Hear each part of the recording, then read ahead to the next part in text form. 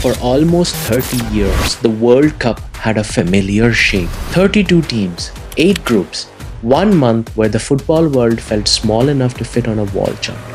But in 2026, that world changes. 48 teams, 104 matches, 12 groups, and for the first time, countries that used to live outside the gates are walking into the biggest tournament on earth. Curacao, Cabo Verde, Jordan, Uzbekistan. 4 nations are going to the World Cup for the first time. Haiti is back after more than half a century, and the smallest country ever to qualify is about to share a tournament with Germany, Brazil, Argentina, Spain, England, and France. So yes, the World Cup got bigger. But the real question is this: did it get worse? Or did football finally make room for the stories it was missing? For the 2026 World Cup, FIFA has expanded the tournament from 32 teams to 48. That means 12 groups of 4. The top 2 teams in every group go through. Then the 8 best third place teams join them. 32 teams reach the knockout rounds. And from there, the tournament becomes a giant straight fight all the way to the final. On paper, that sounds like a format change. In real life, it changes the meaning of qualification. Because for decades, the World Cup was built around scarcity. Europe had its giants, South America had its giants, a few African, Asian, and CONCACAF teams fought their way in. Oceania usually had to survive a playoff. Smaller nations could dream, but the door was narrow. And that narrow door made the World Cup feel elite. But it also meant something uncomfortable. It meant whole regions of football had stories the world almost never saw. It meant a country could build for decades, produce generations of players, win impossible qualifiers, and still never touch the tournament. It meant the World Cup was universal in name, but not always universal in who got to stand inside it. That is what 2026 changes. Not perfectly, not without trade-offs, but undeniably. The clearest proof is Curacao. Curacao has a population of about 156,000 people.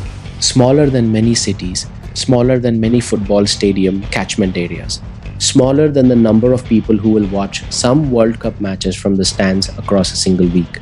And yet, Curacao qualified. They went unbeaten through their final qualifying group. They survived Jamaica and Kingston. They became the smallest country by population ever to reach the Men's World Cup. In the old world, a story like that might have ended with applause and a near miss. In this World Cup, it ends with Curacao standing across from Germany. That is not a footnote, that is the point. The World Cup is supposed to turn the local into the global. It is supposed to take a flag, a song, a shirt, a little island, a country most people could not place on a map, and make the whole planet look. Curacao is not alone. Cabo Verde are also going to their first World Cup. For years, Cabo Verde were one of those football nations people described as promising. A small island country with a huge diaspora, players scattered across Europe, and a national team that kept getting closer. Closer is a painful word in football. Closer means you almost made it. Closer means you gave people hope, then sent them home with calculations. In 2026, closer finally became there. Cabo Verde now get the thing every small football country wants. Not just respect in qualifying, but visibility on the biggest stage. Then there is Jordan. Jordan have been building through Asian football for years, often close enough to matter, but not close enough to arrive. They reached the Asian Cup final in 2024. They proved they could compete with the continent's elite. And now, for the first time, they are in the World Cup. For Jordan, this is not just a tournament appearance. It is proof that a national team can move from outsider to contender to participant in the biggest sporting event on earth. And then there is Uzbekistan. Uzbekistan's story is different again. For years, they were one of Asia's great nearly teams, strong youth teams, talented players, real football culture. But the Senior World Cup always stayed just beyond reach. They came close, they built again, they waited. And in 2026, the wait ends. That matters because Central Asian football has almost never had this kind of spotlight. Uzbekistan are not just representing one country, they are carrying a region that has spent decades trying to be seen by the rest of the football world. That is what expansion does at its best. It does not just add teams, it adds witnesses. It adds children seeing their flag in a World Cup graphic for the first time. It adds families planning watch parties in countries that have only ever borrowed someone else's tournament. It adds commentators trying not to cry when the anthem starts. And it changes the emotional geography of the World Cup, because the tournament is not only about who wins it. If that were true, most countries would have no reason to care. The World Cup is about what it feels like to belong to the same story as everyone else. That is why Haiti returning matters. Haiti's last World Cup was in 1974. More than 50 years later, they are back. Think about that gap.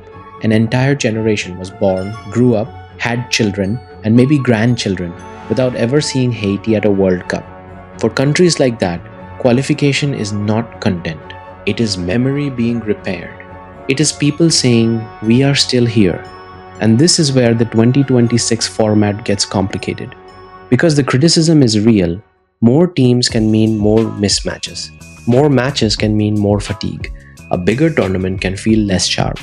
Some people will say the World Cup has been diluted, and there is a serious version of that argument. The old format was clean, every game mattered quickly. The group stage had danger from the start. The tournament felt tight, almost brutal. The new format is messier. 12 groups are harder to follow than 8. Best third place teams can make the table feel like homework. 104 matches is a lot of football. But here's the thing. The World Cup has never been loved because it was efficient. It is loved because once every 4 years, the sport becomes bigger than club football, bigger than transfers, bigger than the same handful of superstars. It becomes a map of the world told through football. And maps are more honest when they include more places. That does not mean every expansion is automatically good. FIFA still has to get the format right. Broadcasters still have to make the tournament feel legible. Teams still have to play meaningful games. The group stage cannot become a long warm-up. But if the question is whether the World Cup should make room for more football nations, then 2026 gives us the strongest possible answer. Look at the countries it brought in. Curacao, the smallest ever. Cabo Verde, the island nation that kept pushing. Jordan, finally stepping from Asian Cup breakthrough to World Cup arrival. Uzbekistan carrying Central Asia onto the stage. Haiti, returning after 52 years. New Zealand, representing Oceania without needing the old impossible playoff route. Iraq, back in the conversation in a group with France, Senegal, and Norway. These are not filler stories. These are the stories the World Cup was built for. Of course, Argentina still matter. Brazil still matter. Germany, Spain, England, France, Portugal, the Netherlands, Uruguay, Mexico, Morocco, Senegal, Japan. They all still matter. The giants give the tournament its gravity, but the underdogs give it its soul. And that is why 2026 feels different. It is not just Messi and Ronaldo playing what may be their 6th World Cup. It is not just the United States, Mexico, and Canada hosting the biggest tournament ever. It is not just 104 matches spread across a continent. It is a World Cup where the definition of World Cup country gets wider. For some fans, that will feel wrong. They will miss the old version. They will say 32 was perfect. Maybe structurally they have a point.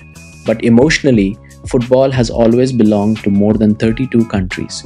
The World Cup is simply catching up. On June 11th, Mexico and South Africa opened the tournament in Mexico City. And when the first whistle blows, the biggest World Cup ever will begin. It will be louder, messier, longer, harder to predict. But somewhere inside that chaos, a small country will hear its anthem for the first time. A player will look at the badge on his chest and realize his nation is no longer watching from outside. A child will see a flag on television and understand that the World Cup can include them too. That is what changed. Not the bracket, not the number of teams, not just the format. The World Cup opened its gates, and now football has to find out what walks through them.